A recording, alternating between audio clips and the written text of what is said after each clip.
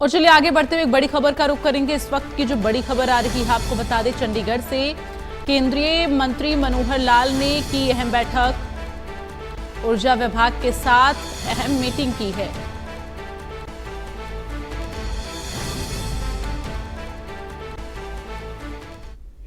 दी जाती है उसमें प्रगति थोड़ी कम है, क्योंकि अलग अलग मॉडल के ऊपर सिस्टम बनाया गया है। कुछ यहाँ विरोध की बातें भी सामने आई कि साधारण कंज्यूमर जो है यानी डोमेस्टिक कंज्यूमर, शायद उसको प्रीपेड में दिक्कत आएगी, तो उसके लिए प्रायोरिटी तय की गई कि सबसे पहले सरकारी कार्यालय जितने हैं उनमें प्रीपेड मीटर्स ये लगाए जाएंगे।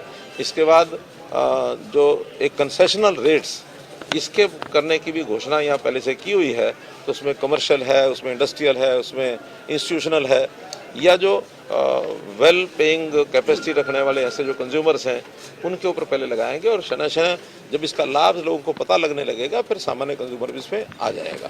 टाइम बाउंड किया जी सरकारी? अभी तो जून 26 तक का इसका टारगेट है, लेकिन जैसे जैसे सफलता मिलेगी वैसे वैसे इसको ग्रेडेड तरीके से इसको आगे बढ़ाया जाएगा। अंततः ये प्रदेश की जो यूटिलिटीज़ है उनकी सेहत के लिए अच्छा है, तो प्रीपेड मीटरिंग उसकी हो जाए। और इसमें हरियाणा इसमें चूँकि पहले से ही A1 रैंकिंग में है, गवर्नमेंट के जितने ऑफिस हैं उनके ड्यूज़ जो हैं वो सारे कंप्लीट हैं। सब्सिडी जो है सरकार को जो देनी होती है डिस्कॉम इनको यूटिलिटीज़ को, वो सब्सिडी भी यहाँ लगभग पूरी दी जा चुकी है, तो इसमें कोई कठिनाइयाँ नहीं है। लाइन लॉसेज का मैंने जैसे पहले बता दिया है। और जहाँ तक पीक डिमांड का विषय है, वो जैसे ही गर्मी में पीक डिमांड होती है 14,662 मेगावाट की यहाँ की पीक डिमांड अगले साल की एक्सपेक्टेड है, उसको 100% सप्लाई उसकी पूरी कर दी जाएगी, ऐसा पूरा भरोसा हमने इनको दिला दिया है। ई बस सेवा हो गई। हाँ, जो सफाई अभियान यानी स्वच्छ भारत मिशन का जो भी टारगेट्स हैं उसमें कई जगह पर कमियां हैं, कहीं ज़मीन नहीं मिलती है, कहीं चीज़ों को जो बड़े हीप्स हैं, जो बड़े डंप साइट्स हैं, उनको क्लियर करने के लिए भी प्रोसेस चल रहा है। इसमें कुछ प्रतियोगिताएं आयोजित की जाएं, जो शहर पहले करेंगे उनको कुछ सुविधाएं दी जाएंगी। इस प्रकार का भी मैंने उनको कहा, उल्लेख किया है, ताकि उसमें और इसमें आगे बढ़ाया जा सके। जो एक सप्ताह हमने पिछले दिनों में स्वच्छता ही सेवा, ये 17 सितंबर से 2 अक्टूबर तक जो सारे देश भर में चलाया गया था, यहाँ चुनाव के कारण से उसको नहीं चलाया गया था, लेकिन उस काम को अब हरियाणा जम्मू कश्मीर में लागू करके उसको भी पूरा कराया जाएगा। और सभी जगह पर सेवा यानी स्वच्छता ही सेवा, इस भावना से स्वच्छता को अपना स्वभाव बनाएं, स्वच्छता को अपने संस्कार में लाएं। तो इस प्रकार की बातें भी सब आज के इस समय में हमने की हैं। तो कुल मिलाकर दोनों बैठ के हमारी बहुत ही एक स्वार्थपूर्ण वातावरण में, स्वार्थपूर्ण तो रहना ही था, लेकिन बहुत खुशनुमा तरीके से विषयों का आदान प्रदान हमने किया है। और हम हरियाणा को खास करके पूरे जैसे देश भर में बाकी प्रांतों को सुविधाएं देंगे, हरियाणा में भी पूरी सुविधा बढ़ावा देने के लिए भी कुछ डिस्कशन हुआ है सर इस मीटिंग के अंदर? देखिए, सौर ऊर्जा हरियाणा में थोड़ी कठिनाई इसलिए है कि उसके लिए ज़मीन जो चाहिए, यहाँ ज़मीन उतनी उपलब्ध नहीं है, ज़मीन के रेट्स बहुत हाई हैं। लेकिन राजस्थान जैसे प्रांत में आज भी सौर ऊर्जा वहाँ लगाई जा रही है। फिर भी जो रूफ टॉप की पॉलिसी है उस पर हम थोड़ा सा और इसको आगे बढ़ाने के लिए विचार करेंगे, ताकि लोग रूफ टॉप की जो ऊर्जा है वो प्राप्त कर सकें। एक करके सौर ऊर्जा को हरियाणा या पंजाब या हिमाचल से तुलना करें तो कौन सी ऐसी स्टेट है वो ज्यादा जो इधर की तरफ रुझान या ज्यादा डेवलप कर पा रही है? हर स्टेट का अलग अलग है, क्योंकि हिमाचल में हाइड्रो के प्रोजेक्ट्स हैं वो ज़्यादा लगेंगे, क्योंकि उनके पास पानी की उपलब्धता है, पहाड़ हैं और पानी से पानी पर्याप्त आता है। लेकिन सौर ऊर्जा इन दोनों प्रांतों में स्कोप, जैसा मैंने बताया, रूफटॉप का स्कोप है, बाकी स्कोप ज़मीन की उपलब्धता ना होने के कारण से वो नहीं है। कहीं कहीं विंड का भी थोड़ा जहाँ हवा चलती है उसके स्कोप हैं, लेकिन यहाँ इन दोनों प्रांतों में अभी तक जो हमारी ये कोयले की यानी बिजली जिसको क्या कहते हैं थर्मल पावर प्लांट पर ही दोनों प्रदेश निर्भर हैं, और बाकी आसपास प्रदेशों से बिजली पर्याप्त मिल जाती है और वो ठीक रेट पर मिलती है, कोई कमी नहीं आती है।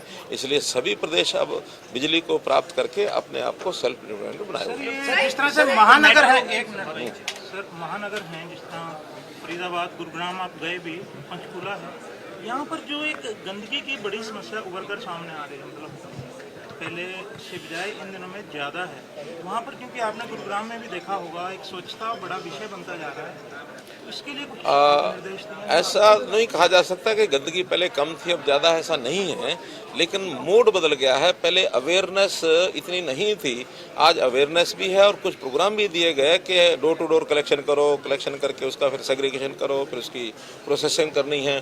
पहले लोग जगह जहां आवश्यकता पड़ती थी खड्डे वड्डे में डाल देते थे।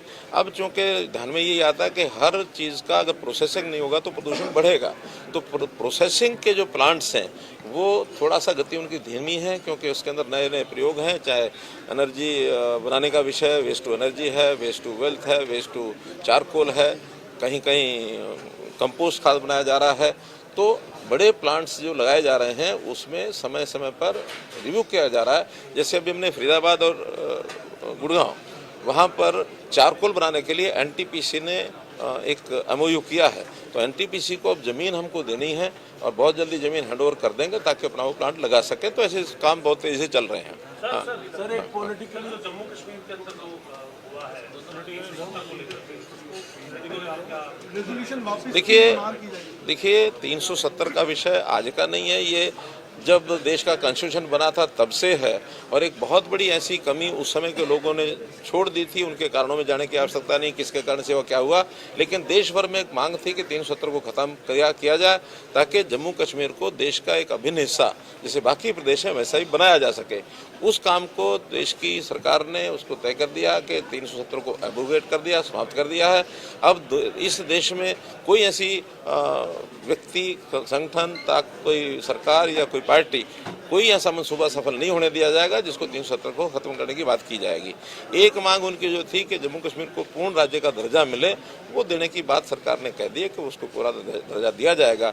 370 के वापसी आने का किसी प्रकार की कोई संभावना नहीं।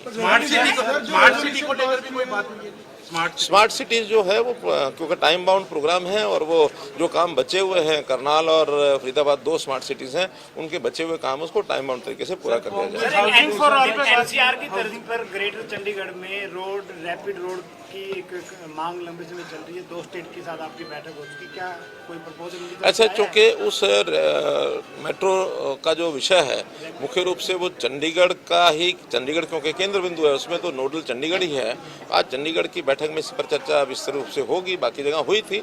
हमने कहा कि इस विषय को हम चंडीगढ़ की बैठक में विचार करेंगे, फिर संबंधित लोगों को बुला करके मीटिंग कराएंगे। कांग्रेस के प्रदेशाध्यक्ष उदय भान आज भी ये कह रहे हैं कि ईवीएम पर दोष दे रहे हैं, वो आज का विषय नहीं है। वो हमारे मुख्यमंत्री जी ने रिजल्ट आने से पहले ही कह दिया था कि जनता देगी इनको जवाब और ये कहेंगे ईवीएम खराब, वो उस समय कह दिया था। वो अब मान रहे कि संगठन न होने की वजह से हम हारे हैं, इस तरीके नहीं, तो जो वास्तविकता है उसको मानने में तो आगे पीछे कभी न कभी मानना ही पड़ता है। वास्तविकता है, इसमें गलत क्या है।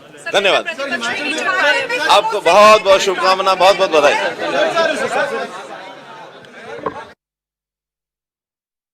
केंद्रीय मंत्री मनोहर लाल को सुन रहे थे। साफ तौर पर मीटिंग के बाद क्या कुछ मीटिंग में रहा है उसको लेकर